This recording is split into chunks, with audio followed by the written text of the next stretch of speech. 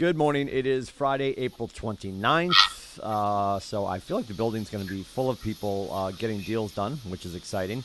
We're 90 days out from Thursday, July 28th. We've got a couple cool things on the schedule today.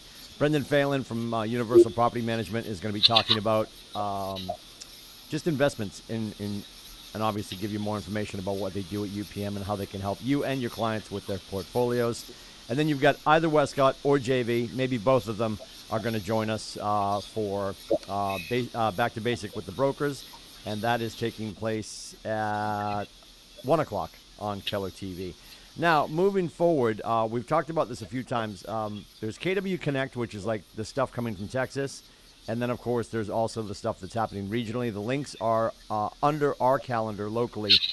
Jim Talbot does an update every month, and that is today at 1 o'clock on KW Connect. So just go to KW Connect. He's going to be right there at 1 p.m. And then at 2 o'clock, our TLs from around the region are teaching MREA, and that is at 2 p.m.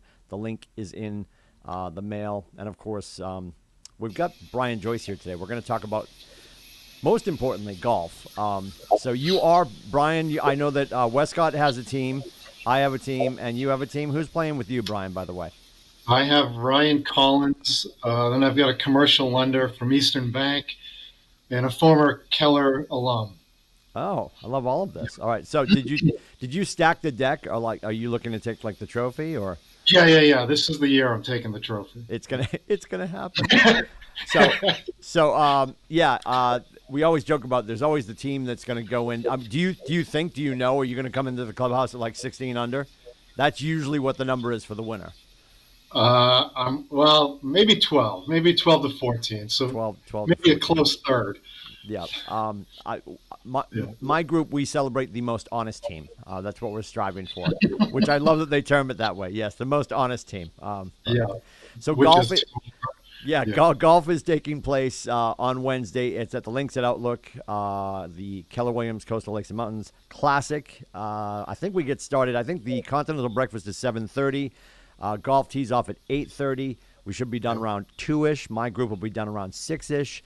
And then we'll have lunch and awards and all that stuff. And Brian Joyce and his fellow lenders and insurance people. Well, Ryan Collins is a little bit of he's a ringer. He's really good. You're really good. Depends on the day, yeah. Yep. Well, one category he strives in, if you are playing in front of Brian Joyce, write this down. If you see MCAP Lending and HBL Insurance behind you, every time you pull away, you have to check your bag. And Brian is gracious enough to not do this to me on asphalt, but I think you've gotten me at least twice. Yep. Maybe the second time, it might have been Brad Kelly the second time, but Brad was like, "Oh, I'll definitely, let's screw with his clubs," And I'm not. Don't get me wrong. I'm not like driving around with like top of the line clubs. My game doesn't deserve the clubs I have, let alone better than that. But it's probably the most unsettling noise to even a hacker like me is to hear your clubs hitting anything but the ball. Yes. The collective slam of your clubs falling off the back of the cart it's not delicious. Anyway, you were an easy target. I apologize. You know what? You're an easy target. Yeah. Let's pick on Lindsay. Like I'm not still scarred from grade school. You get my ass. In full disclosure, Brian, when I golfed with Tim up at Lockmere, he got his clubs. They were brand new. Yep, look at it. He knows.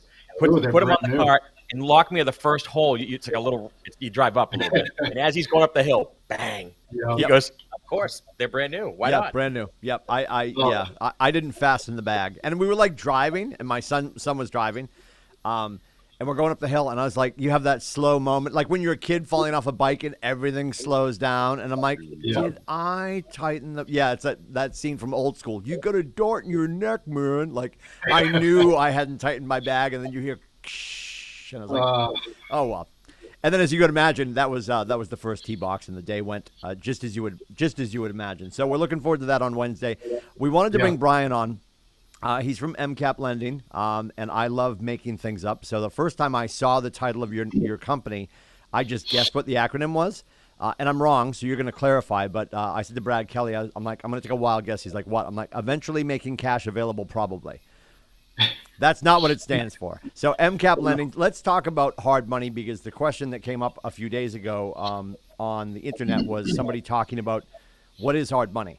And one of our great veteran agents said, I think it's time to bring Brian on so we can talk about it. And like, who's it for? Who's it not for? Which of the 5 families are you affiliated with? What's the best application for it? So the floor is yours, sir. And thank you for joining us. Well, thank you. Thanks for having me. So hard money, it's just another financing tool. It's for real estate investors only. I get a lot of calls from Keller agents. Obviously, it's a competitive market. Their buyers are getting outbid by cash offers. And so they're looking to us to possibly help them buy it. So unfortunately, I can't help a person buying a primary residence. We're not licensed for it. So all I can do is for real estate investors, developers. We do the fix and flips. People buy a multifamily, fix it up, flip it, or hold it. We do new construction. We do commercial properties, that type of thing. So hard money, it's funny. It has an odd name to it because it sounds like it would be hard to get, but it's easier to get than traditional financing. Yep. We don't do appraisals. We don't need tax returns or bank statements. It's very simple, easy process, a few weeks, and we close it. When somebody is getting involved in that, like, explain the time frame too, because it's typically not a long term. No. So talk about no. Our loans are typically to get in and get out, so they're typically 12-month terms. Like I said, either you fix it up and you want to hold on to it, you'd go to Brad Kelly for a refinance. Would you though? I'm just kidding. Of course you. Yeah, would. maybe Of course not. Yeah. I'm just, I'm trying to help. You're not him golfing out. with him. I figure we can make fun of him. You don't have to see him well, you'll see him Wednesday, but you don't have to hang out with him Wednesday. Yeah. Yeah, trying to give a plug. Sure. We love Brad. Or they'll flip it. Yep. So these are investors, and I always tell Keller agents and other agents that you should always try to work with some investors because they're buying and selling 2, 3, 4 properties a year. So you can make a lot more than you can on a buyer buying a house every 5 to 10 years. Yeah. Are you seeing an increase with your business just for the fact that interest rates are starting to move the young couple and the single family home buyer out of the conversation to an extent? Are you seeing, and I hate to use the word greedy, but are there people, do you see an increase in people capitalizing on the opportunity right now? I wouldn't say capitalizing, but I see it when our clients say they renovate a property and they go to sell it. They're getting $200,000 more than they projected, 6 months ago when they started the project. And they're selling for price ranges, $1 million in areas that I never thought I'd see a house sell for $1 million. And I think that inherently is pushing out the first-time home buyer.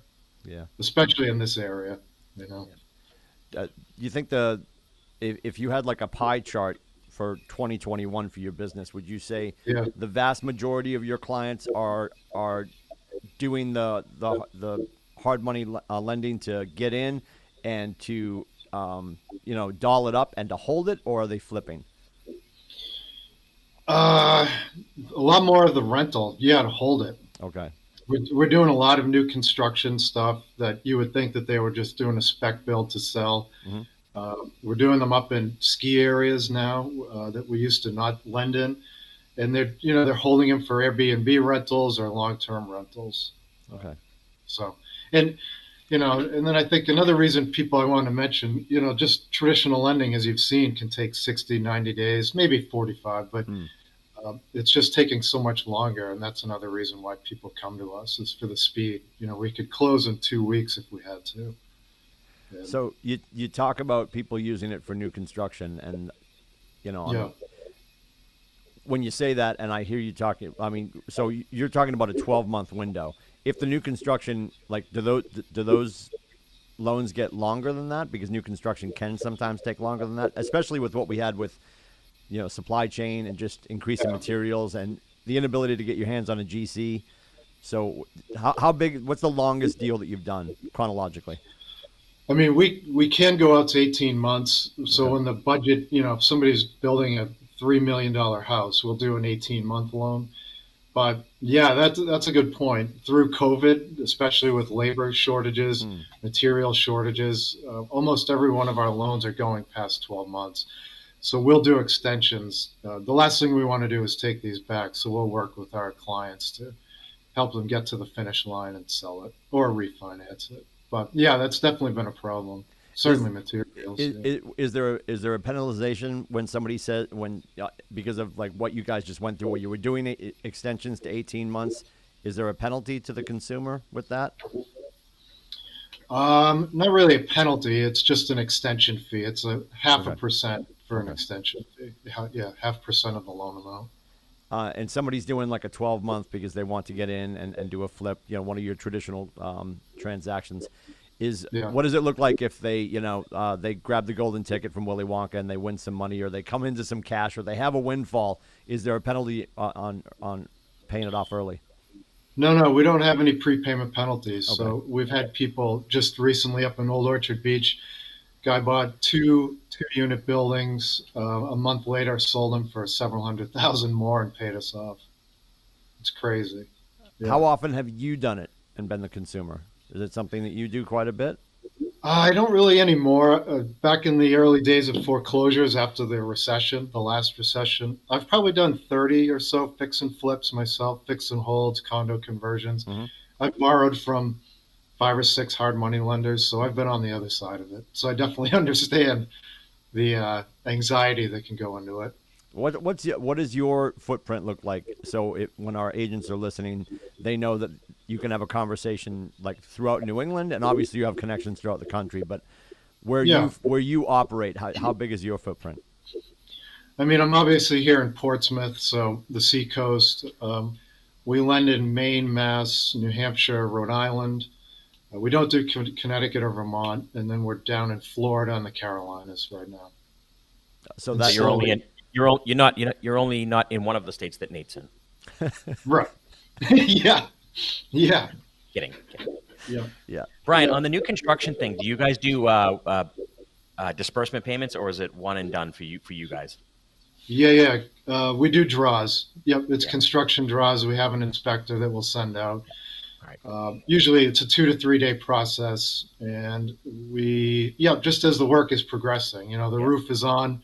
Inspector looks at the roof. Yep, and we wire the money for the roof. That's it. Oh, good. Yeah. That's safer. It's safer for you guys and the owner and the builder.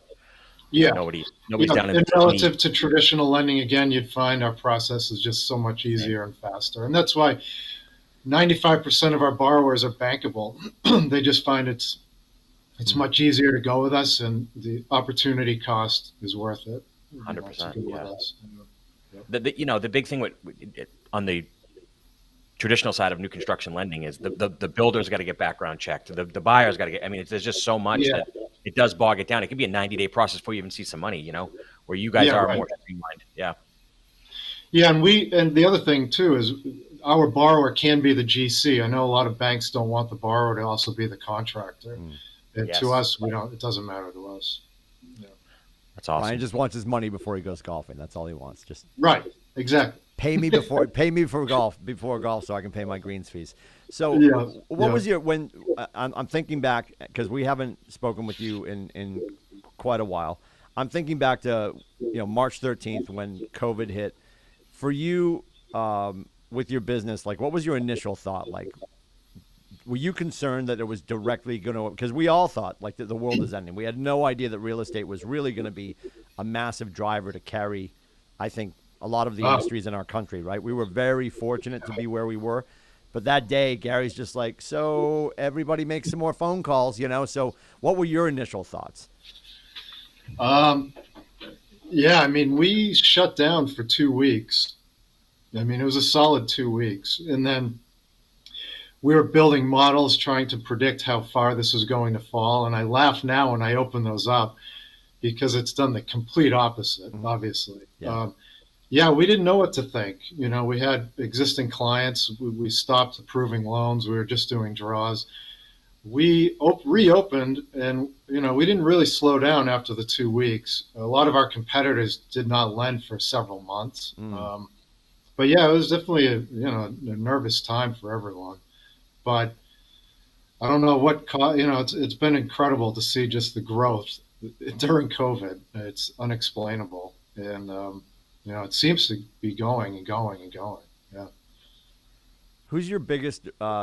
Everybody's got their wealth determiner. You've got clients that you work with, and you've got obviously a bunch of people that, because you work with investors so much, that have done a myriad of business with you. Who's the person, if off the top of your head you could think of a name that you don't need to share, but what's your biggest wealth determiner, has done how many deals with you? Probably 15 loans. Yeah. Yep. Wow. And it just runs the gamut of, small hotels to, single family construction. Yeah. Yep. There are a lot of them out there, that sort of stay in the weeds. They're just cranking out deals 3 to 4 a year. They're very successful. A lot of them are realtors or agents as well. They have, so they're taking advantage of those opportunities that they're seeing out there as they're doing their day-to-day, realtor type stuff, and picking off these small investments. Yeah. And because I think, we're a lot of agents who have joined us in the last couple of years and maybe don't even know what hard money is until they hear this conversation, where like civilians don't think about it as readily as they might think of just a traditional mortgage lender. What are you doing on a regular basis to stay top of mind? Because obviously you've got a client base that knows you and organically comes back to you. How are you creating new business? Are you finding projects and bringing those to people would dig into them? Or are you just staying in touch and doing typical lead generation as anybody would? Yeah, I mean, for me personally, I think the biggest success for me over the last few years was putting my database into a CRM. We use what's called HubSpot. How dare you? Could you repeat that? Brian Joyce from MCAP Lending. Could you repeat that, please? This is this is where I would normally say I'm sending you a crisp $30 bill. That was amazing. Yeah. Just say that again, please. Go ahead. My biggest success has been putting my database or my list of contacts into a CRM. Writing that down. Using a database. Nate says use a database. Gary says use a database. Brian Joyce, MCAP Lending. Use a database. Try the veal. He'll be here all week. Exactly. Holy Moses. Yeah, that almost felt staged. I am so proud of you. That was amazing. I know. Crisp $30 bill. Yeah. So what reading the memo you gave me off to the side. Yeah, we get the teleprompter going for him. Well, so how did that affect your business when you started to do that? What was the biggest change for you? So I was at a different firm before MCAP, and they used it. At first, I thought, what do I need this for? I can do this on my own. It's been night and day. I mean, I send out regular emails. I can do. We have a marketing company for us that runs it now for me, that puts together marketing pieces and things like that. But, just the most successful emails that I have are the ones that I send out that are more personalized. Sure. And, I get a lot of business out of that. I do the social media thing, but it's just the emails or checking in with people. I go through the alphabet, A through C, I'll do for 1 week, and I just roll through it. And you're right, top of mind. I think that's all it is. Yeah. It's funny that you say that because industry or yours. I mean, it's not. Yeah. Database in alphabets. Yeah, well, it's funny that you bring that up too, because you said A through C, and like you're chunking the alphabet down, and we talk about that all the time. With there's a process called DTD2, do the database 2. Take 2 letters from your database every day, and it keeps you out of call bias. Because otherwise, you're just going to call Ryan Collins and be like, you want to go get lunch? Or you're going to call Brad Kelly and be like, you still tall and stupid, or whatever. Like, whatever you're going to call and say to people that you love. Of course, we love Brad. We love Brad. We love Brad. So, like, or you call your favorite people or you ignore people. So just chunking through the alphabet is a process we talk about all the time as well. So your office is in Portsmouth. I know you're from beautiful downtown York. What do you do just on the personal side? What do you do when do you unplug? When is your vacation coming up, and what do you do to relax? Well, I have twin 15-year-olds that play 3 sports each, so I follow them around. I golf and I ski, but I love what I do for work, so I rarely unplug. But when I do, it's to do those things. We're going to the Carolinas in June. We're taking the kids to tour the Carolinas, and that's really it. Yeah. Yeah, we historically go to the Cape, and we had a snafu with our property management group down there. So my wife found a few different lake houses. She's always not been the beach person. Adam Dow will love this comment, and Troy will hate it. She's like going to the beach with your family for vacation is just being a mom with sand. Like she's like, it's not really what I want to do. So she found a lake house in North Kakalaka, one in South Kakalaka, and one in Tennessee. So we privately voted for Tennessee, and then the boys voted for Tennessee. So we're going to Tennessee. If you believe that. Nice. Yeah, very cool. There you go. Awesome. There you go. Well, I'm going to double duct tape my bag to my cart. I look forward to seeing you. Yeah, same. We don't look forward to seeing Brad, but we look forward to seeing you. I get that a lot. I do believe Adam Dow and his group of ringers are not going to be there. I think Adam is away. Yeah. So and I think the first time we had the Keller Classic 2 years ago, his team, showed up and mopped the floor with everybody else. So, I think you got a chance. You got a chance. All right. And if you do, since business is going so great, drinks on Joyce after the tournament. So it's very exciting. Yeah. I'll make that announcement for you. So good. How can people reach you, Brian? What's the best way to reach out and utilize your services? Really, my cell phone. People feel free to call, text, whatever. 207-752-0107. Awesome. We appreciate your time. We'll see you Wednesday at the Links at Outlook for the KWCLM Classic. Everybody else, if you're looking for JV or Jason for broker instruction, don't forget they're going to be on at 1 o'clock on Keller TV with Back to Basics. You can also call Jason at 603-234-2589. If you need my face, it's meetwithcoach.com. If you have questions, comments, concerns, hopes, and dreams, or just need some help with the script, it's 603-834-2856. And I'll see you guys Wednesday. I will be off and to the right. I'll be in the woods to the right. I think it was the great Theodore Roosevelt that said golf's a great way to screw up a nice walk, and I do that every time. Every time. All right, boys, we'll see you in and around the market center.